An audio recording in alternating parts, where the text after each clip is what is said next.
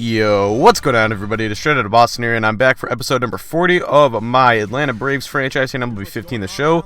So, after the last episode where we beat the St. Louis Cardinals, we are taking on the Washington Nationals in the NLDS, a division matchup here, and I'm showing off the Nationals roster. A very top-heavy roster, but they've got some pretty good all-around talent. You know, they have a lot of good glue pieces, in my opinion, and although it is a pretty top-heavy roster, I think it still is, not too top-heavy that it's, not well-rounded, if you know what I'm talking about. But anyway, here we go, simulating up to the first elimination game. It's a 1-1 series so far, pivotal game 3, and we lose, so we're going to have an elimination game, game number 4, down 2-1 in the series. It will be Shelby Miller and Joe Ross on the mound here, game number 4 of the NLDS from Turner Field. Of course, Turner Field won't actually be used by the Atlanta Braves by 2018 in real life, but either way, we are here at Turner Field in 2018 for Game 4 of the NLDS, and take a look at the Nationals starting lineup here, and they will be opposed, as I mentioned earlier, by Shelby Miller, a 3.89 ERA this year. He struggled a little bit down the stretch, but still relatively effective, although probably we're looking for a little bit more out of him. Anyway, here's the key matchup, Shelby Miller versus Bryce Harper. We're going to keep an eye on that matchup all game long. Miller bests him in round 1, and he would get through the first score. Let's take a look at the Braves lineup here. A little pretty standard, but one change. I got D. Gordon at shortstop and Benito Rodriguez at second base in for Jung Ho Gong, who'd really been struggling in the postseason so far. Plus, I've really been ineffective with him the last couple of user games I've played. Here we go, some confusion, and everyone's going to be safe. So D. Gordon gets to third there, sort of, confuses the third baseman Moustakas, and then no one's covering third after the throw to Rendon, so Rendon has to hold on to it. And now their bases are loaded with no one down for Jorge Soler. 1-2 count. Big strike 3 swinging on the slider. That is a big strikeout for Joe Ross. It's going to be Todd Frazier's turn now. 1 out, 1-1 count. He's going to fly one to deep center field. This ball is back. Maben at the track. He will make the play just in front of the track, it looked like, but that is plenty deep enough to get Gordon home. Still, though, good damage control so far by Joe Ross. Chance to get out of this inning with only 1 run allowed. It's Cole Calhoun up. Both runners are off, and it's a successful double steal that will put both men in scoring position now for Cole Calhoun. 2 down in the inning. It's a 1-0 count. The next pitch, that's going to be ripped to left field. This ball is back and off the wall. 2 runs are going to come home and score, and it is a 3-0 lead for the Atlanta Braves. A big 2-out, 2 RBI double from Cole Calhoun, who really got off to a slow start this year, and his overall numbers weren't that great, but has come up big in the playoffs so far. Remember his clutch home run in the last episode. Later in the inning, bases loaded for Shelby Miller, but he would ground out to the second baseman, so Ross is finally out of it. 3 runs are pushed across by Atlanta, though. Now here's round 2, Harper versus Miller, and this time Harper goes to deep right field, hooking, and we don't know about this one, and there's no call yet. The umpires are going to get together and go to review. They didn't even call this one yet, although upon first glance, it looked like it hooked foul. We'll take a look at the replay, and yes, that one does go behind the foul pole, and the umpires would call it correctly. It would be a foul ball. So Harper now, or I should say Shelby Miller now with another chance. 1-2 count, and strike 3 swinging on the changeup. So Miller bests him once again. Second K of the day for Harper, and we are through 2.5 now. It is a 3-0 game. Atlanta still on top now. A pair of men on for John Jaso, and that's going to get into center field for a base knock. 1 run's going to score. Here comes the next one, and it's going to be a 5-0 game as Todd Frazier comes across the plate safely, and it's a 2-out, 2 RBI single for John Jaso. Now, later in the top half of the 4th, D. Gordon is going to reach here, as you will see, and that would do it for Joe Ross. His day is going to be done. You're going to get a look at his stat line so far. 3 innings, 6 hits, 5 earned, 3 walks, 2 Ks, and it doesn't look like Matt Williams to me, but whoever the Nationals manager is now is going to come out and pull his man in favor of Patrick Corbin. And now later in the inning, Freeman up with Gordon on third and 1 out. That is going to be a fly ball to center field. Plenty deep enough, to get Gordon home. And that would make it a 6-0 ball game. Now with 2 down in the same inning. Next batter is Jorge Soler. 1-0 count. And Soler, deep fly ball left field. And that is gone. A solo home run for Jorge Soler. And he makes it a 7-0 game. The rout is on here in Atlanta.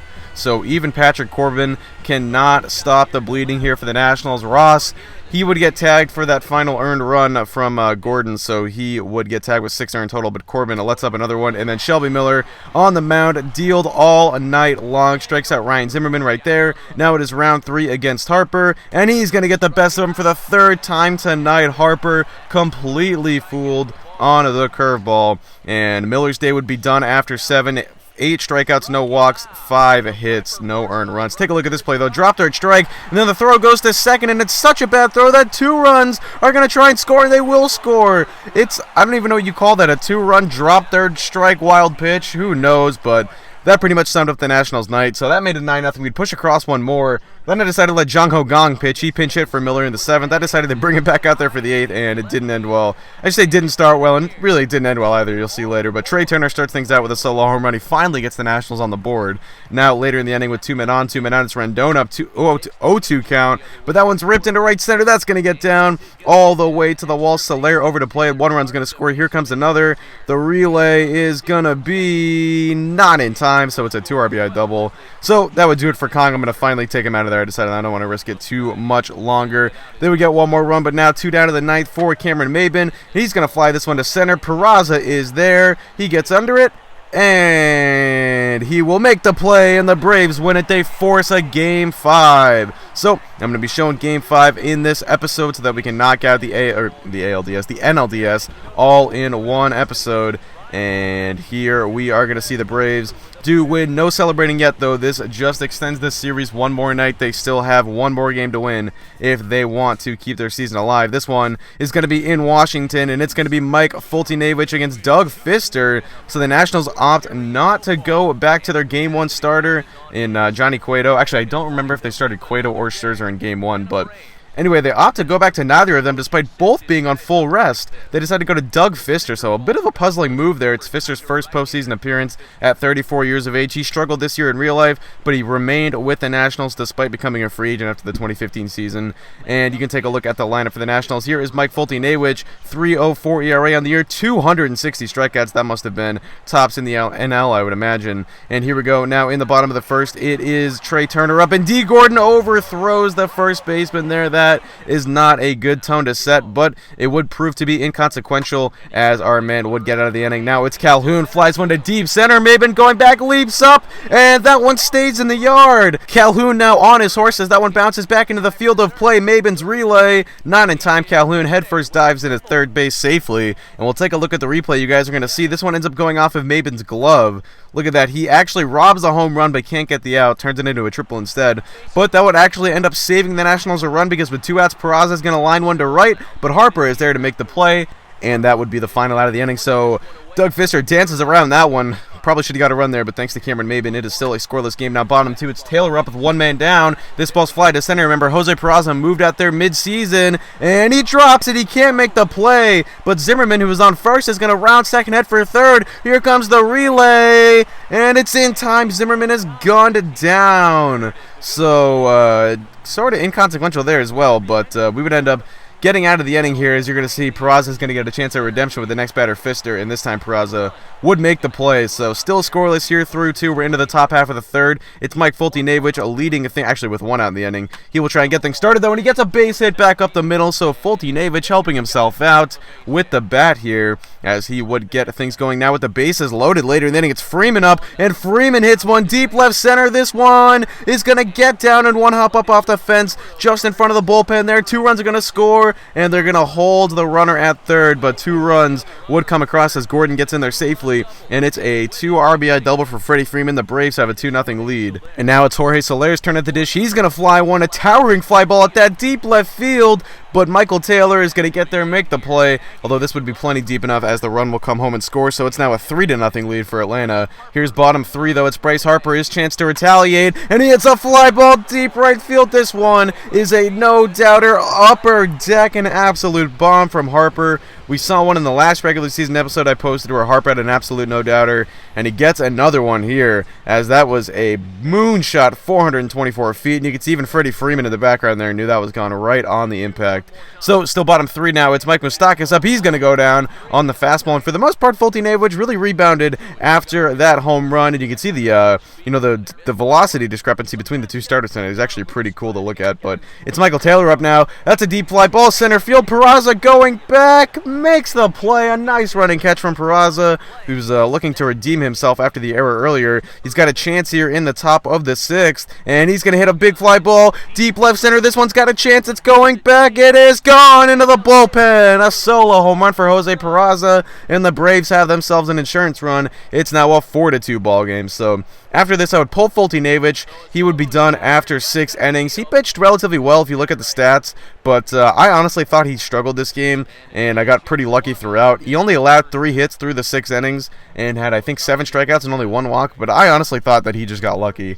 And the way I was pitching with him, I wasn't very confident, so I went to the bullpen despite Foltynewicz only at 70-some-odd pitches, and I'm going to unleash my trio of high-power arms here. It's going to start with Matt Wiesler in the 7th. He would pitch a scoreless 7th. We're going to move on to Lucas Sims here, one of our other top pitching prospects, for the 8th. He's been pitching out of the bullpen ever since the end of the year in September, and he has been pretty effective. Cameron Maben up. That's going to be a ground ball to the first baseman. He'll take it to the bag himself. Now the Nationals are down to their final 3 outs here, so it's going to be Andrew Miller's turn. He's pitched 1 scoreless inning so far this postseason. He's got a chance for another. It's Stephen Vogt up, so he's got 3 straight lefties due up for the Nationals here. It was Harper and Vogt to get things started. They would both get singles with no outs in the inning, so the tying run is going to reach base here. Go-ahead run, or winning run, I should say, at the dish. It's going to be a sacrifice bunt. Moustakas lays one down. Jasos throw to first is not in time, so the sacrifice works in more ways than one, as everyone's going to be safe. Now it's Rendon's turn. 3-2 count. Rendon, ground ball to the first baseman. Freeman's going to come home with it with no chance at a double play. It's really hard to turn double plays on ground balls to first in this game. I decided to go home there, get the lead runner. It's still a 2-run game now. Here's Ryan Zimmerman behind in the count, 0-2. That's going to be ripped into left field for a base hit. 1 run's going to score. Will they send the next one? No, they won't. So the tying run is going to stay at third with still just 1 out in the inning, but it's a big RBI base hit from Ryan Zimmerman. Now it's Michael Taylor's turn. The runners are going. It's a suicide squeeze. Jaso lets it drop, touches home, and he's out at the plate. Moustakas couldn't get there in time. What a wild call. I guess Matt Williams probably still is managing this Nationals team, because that was a horrid decision. Take a look at it. The runners go right as Miller gets into the gets into the stretch there, and then Jaso, I thought he was going to catch this one in the air. He actually lets it drop. Well, I shouldn't say let it drop. He probably would have caught it if he could. And then look at this, some kind of bad footwork from Jaso, but because Moustakas doesn't use his foot to touch home plate, he uses his hand instead. Jaso would get there in time, and Moustakas would be out. Unbelievable stuff here now. 2 down. Do or die for Danny Espinosa. He strikes out swinging, and the Braves are moving on. They complete the comeback, and they win the NLDS in a dramatic 5-game series. And I honestly don't think it gets much more dramatic than that. The only thing I can think of is the 2003 ALDS when Derek Lowe, I don't remember who he struck out, but I believe they were playing the A's, and the bases were loaded with 2 outs, and I think the A's were only down 1 run, and it was Game 5. And that was pretty dramatic. I didn't watch that live, but I have seen that clip before, and I don't know, this might have topped it, especially with that weird suicide squeeze call. I can't even explain that, but anyway, the Braves are happy. They celebrate on the field as they are moving on to the American League, or oh my God, the National League Championship Series, where they will be taking on the Chicago Cubs. Mike Foltynewicz gets your player of the game. Like I said, I honestly didn't think he was that good today, but the stat line is pretty nice, and you can see some of his teammates end up photobombing the interview here. Video bombing, I guess it would be called. But anyway, that is going to do it. So I hope you guys did enjoy that dramatic NLDS. We are moving on. Our season is still alive, and that is going to do it. Thanks for watching, guys. Hope you did enjoy, and I'm out. Peace.